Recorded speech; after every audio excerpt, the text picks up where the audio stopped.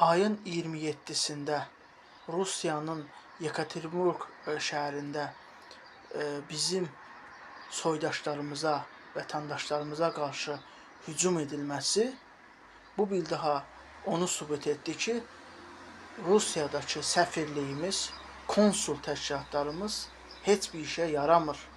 Nə üçün bizim Rusiyadakı konsulluq təşkilatlarımız, səfirliyimiz iş görmürlər? Rusiyada 8 milyondan çox Azərbaycanlı var. Həm Rusiya vətəndaşı olan Azərbaycanlılar, həm də Azərbaycandan gedib orada Rusiyada çalışan, işləyən Azərbaycanlılar var. Nə üçün səfirlik və konsulluq təşkilatlarımız onları qorumur, ciddi şəkildə qorumur? Hamısı Rusiya Federasiyasının yaltağı olublar.